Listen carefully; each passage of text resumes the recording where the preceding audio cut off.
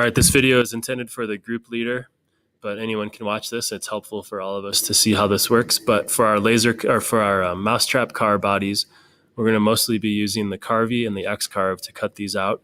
And the nice thing about the X-Carve is we can cut out probably 5 to 7 projects at the same time.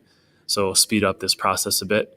So if you're the group leader, you would open up easel, and then in the machine type, you would make sure that X-Carve was set up, and then you're going to set the work area to 20 by 20 inches. So what we've done is we've increased the amount of space that we can work with to 20 by 20 inches. Next, you'll go over to the materials and change the birch plywood is fine, but we need to change the dimensions. So we're going to make this piece of wood 20 inches by 20 inches. And the thickness will be 0.12 inches.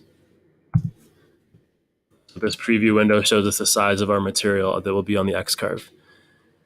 All of your group members should be sending you the files for their cars, the SVG files. So the way you get them into easel is by clicking on, you'll open up your email and you'll see an email from them, and you'll download that email or that attachment.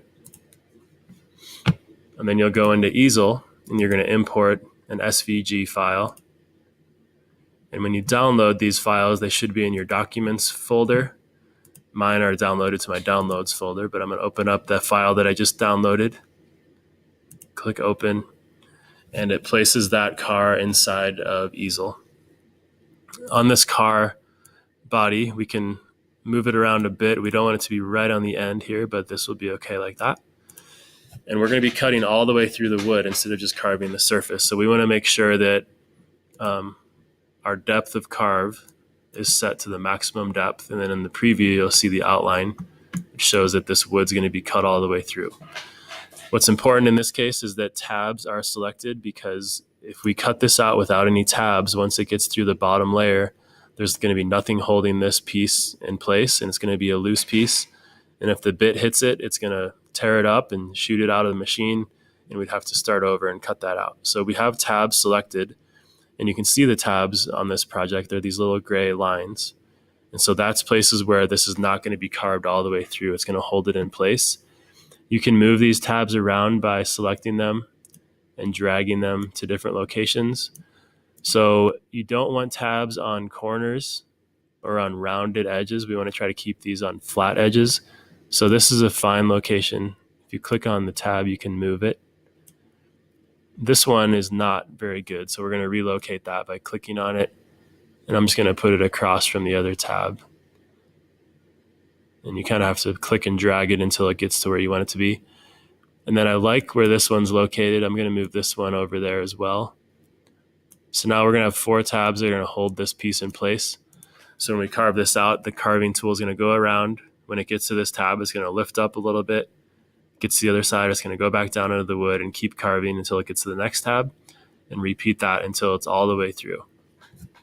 So the good thing about this is we can actually cut out more than one project at a time. So once you've got all your group leader or your group members' projects sent to you, just download each one from your email and then import an SVG file, and you'll find each of your partners' files in your location where you've downloaded these files. So I'm going to do the same project again because I don't have a unique design here. So let's pretend this is a new person's project. I would make sure they weren't overlapping. I would relocate the tabs to make sure the tabs are all in the right spot. And we'll have 4 or 5, maybe 6 projects at a time on this piece of material. So we can keep doing that until we've either filled up this entire work area or until all of our group members have sent us their projects. So let's say we import another one, and we're going to squeeze it in on the side over here so we can actually rotate this. And the goal here is we want to maximize our material so we waste as little wood as possible. So I'd go through, make sure the tabs are right on all the pieces. And then once we're happy with our layout and everything looks like it's going to work, we would click File, Share, click on Shared with Link, copy that link, and then click Save. And then go to your email, and you're going to send that email to your teacher. You're going to paste the link to your file, and then click Send. And then we can go into the shop and get this set up on the Xcarve and cut these projects out at the same time.